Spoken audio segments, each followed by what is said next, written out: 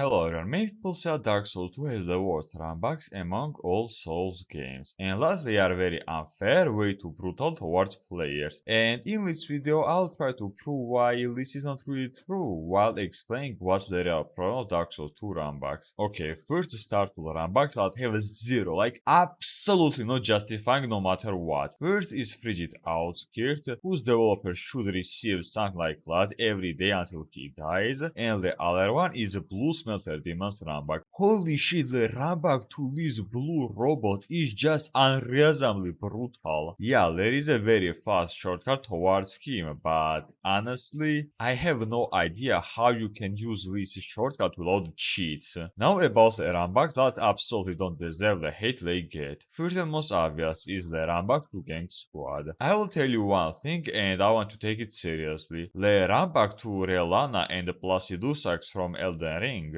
is longer than the runback to Gang Squad. And no, this is not a joke. The hardest part about this runback is realizing which part of the cave is the right path towards the boss. But if you look very carefully, there are little things which you can ignite. And even after your death, the fire will stay, which allows you to very quickly realize that there is a right path. And after that, just run forward and that's it. You don't even have to fight anyone. Just run forward for 20 seconds and that's kinda it. Now about the run back to Chariot. I know that many people call this run back a bit unfair, but it's ironically one of the easiest run back in this game. As soon as you pass through executors, don't just rush forward. If you look carefully on the right side of the map, you can see a small part of a wall, and if you jump on it, executors will instantly leave you. Well, yeah, there are moments in which they are bugged, but 90% of the time, as soon as you jump on the wall, you are good to go. And surprisingly, Sir Alon's runback is pretty long, but calling this runback unfair or way too brutal? Absolutely no. On this runback, you just have to kill one dumb lizard, and then just run forward and that's kinda it. Yeah, there are moments in which Alone Knights might fuck you up, but honestly, even if you got hit by archers, you won't get jumped by 5 of them at the same time, as long as you want to do dumb stuff of course. Now if you will try to run butt naked while fighting all Alone Knights at the same time, you will 100% die, have no doubt about that. But if you realize that there are many doors which allows you to avoid Alone Knights almost completely, you are good to go. Sir Alon's runback is extremely overhated, while it's not nearly as bad as runback towards Gwyn or Nito. Also, yeah, there are some long ass runbacks in this game. For example, the runback to Freya, but it's a very easy runback if you have a torch. Plus, time wasting wise, just know the fact that this runback is as long as the runback towards Capra Demon from Falling Shrine. Now about the main topic of my video, the runbacks to bosses like Smelter Demon, Dark Lurker, Ancient Dragon, and surprisingly, Old Dragon Slayer. First let's start with a simple one, Smelter Demon. Yes, Smelter Demon's runback is extremely unfair and brutal if you will try to use this bridge. If you will try to cross this bridge, you will get gangbanged by 5 Alone Knights at the same time, while archers will constantly backshot you with their huge arrows. But if you look very carefully, you can see that on the right side of the map, there is a sassy bridge, and if you jump on it, you can completely avoid nearly all Alone Knights. Yeah, there will be 50-50 moment with Alone Captain, but again, it's 50-50 moment. As you could clearly see, this runback was much easier than you expected. But here is the thing, Smelter Demon, even for experienced players, and especially for new players, will be a challenging boss. And let's imagine that you died against him 10 times in a row. After 10th death, you might get super duper tilted and start raging and doing dumb stuff 24/7. And remember, Dark Souls 2 punishes dumb decisions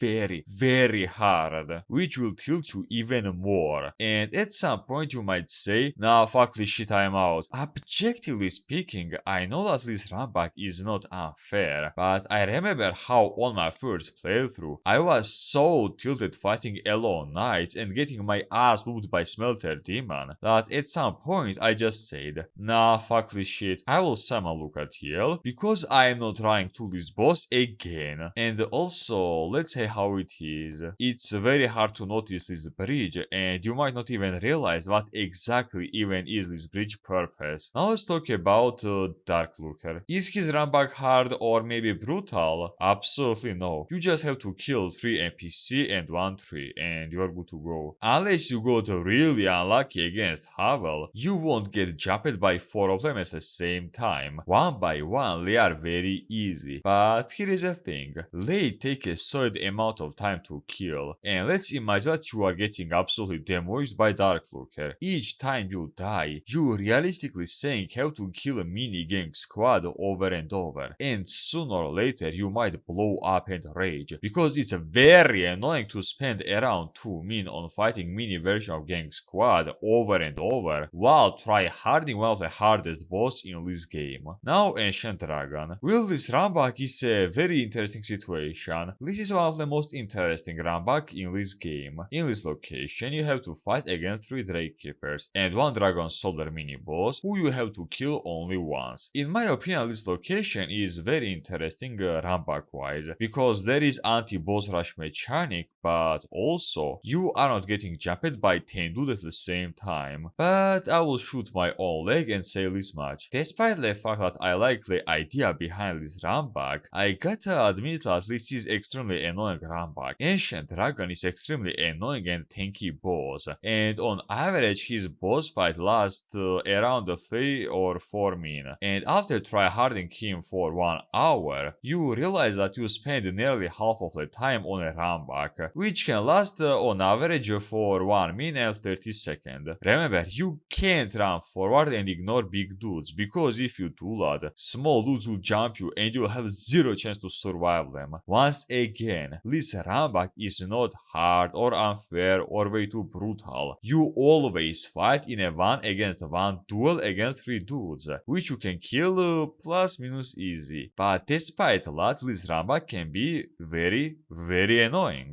And now let's talk about the most unexpected one, the Old Dragon Slayer. His runback is the most underrated one when it comes to bullshit runbacks. I know that this will be a bit out of context, but I want to talk about Heidenauer a bit in detail. In my opinion, Scholar did this location very dirty. In the beginning of this location, you see old Iron Knight warriors, who are pretty easy to kill, and they always fight you 1 against 1. You can fully ignore Jimmy because he's a chill dude. Then you will see 3 dudes. First you will fight middle dude, and as long as you don't kill him, others won't come at you. After killing this dude, the closest one will quickly go towards you, and you have a reasonable amount of time to kill him until his friend arrives. But then on your way to Dragon Slayer, you will get jumped. And now let's talk about Haid Knights. Scholar adding Haid Knights in Haid was one of the dumbest decisions in this game. Now let me explain. Haid is an early game location. No matter who will say otherwise, Haid is early game location. Iron Knight, Dragon Slayer, Dragon Rider, and even Wyvern are 4 early game characters. And if you visit Haid after, for example, the Lost, Sinner, or Rotten, you will just devour everything alive in this location, especially Dragon Rider. In Scholar, Haid Knights make a location in which everything is fine and fair, absolutely brutal and annoying, because fighting Haid Knight 1 against 1 is not the easiest thing to do, because in original Dark Souls 2, they were a fucking mini bosses, and even now, they are extremely hard mobs, especially for early game character. And also, besides one dude before Wyvern, they all are receiving help from all Iron King's soldiers, and killing 2 of them solo at the same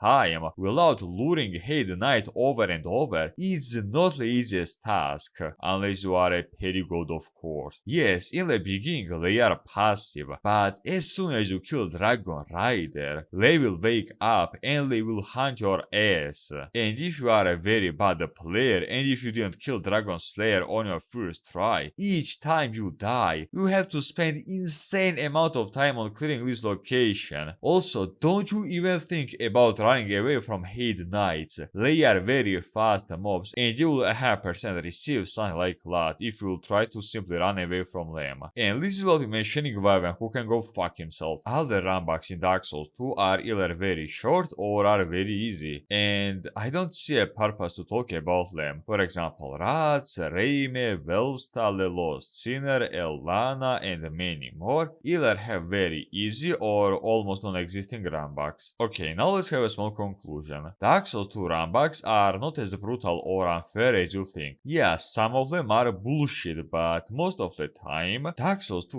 runbacks are no longer or more unfair than the runbacks to Dark Souls 1 and Demon Souls. You think that Dark Souls 1 or Demon Souls has less annoying runbacks? I will say one thing and you can do whatever you want with this information. The runbacks to Queen, Nito, Sith, Old Hero, Aland, Gwendolyn, Belgargoyles, and Capra Demon are as annoying or even more annoying than most Dark Souls 2 runbacks. Why no one talks about Dark Souls 1 and Demon Souls runbacks? Well, simply because most Souls players did experience them more than once. Why? Because they killed these bosses on their first try. Yeah, it's that simple. I know that most people will refuse to accept this fact, but Dark Souls 2 by default has more harder bosses than Dark Souls 1 and Demon Souls bosses. I will ask you one very simple question, and I want you to answer it with all honesty. Who do you think is harder, Smelter Demon or Sith? Sir Alon or the Old Hero? Pursuer or Taurus Demon? Dark Lurker or Sith? Chariot or Pinwheel? Ancient Dragon or Nito? Vendrick or Alant? I think the answer to these questions is very obvious. Dark Souls 2 just has harder bosses than Dark Souls 1 and Demon Souls, and because of that, most people are getting tilted. If you had to fight Fume Knight while you had to do 4 Kings runback each time you died, people would non-stop start bitching about the fact that it's way too brutal or annoying. But you know why no one talks about 4 Kings runback? Simply because they killed these bosses on their first try. No, really, do 4 Kings runback or Sith's runback 10 times in a row, and after that tell me, are these runbacks somehow easier or better than, for example, Smelter Demon's runback? I really doubt about that, but you can try. Well, that's pretty much it. If you like my video, press something under it. With this, I'll say bye bye to you, and I will see you next time.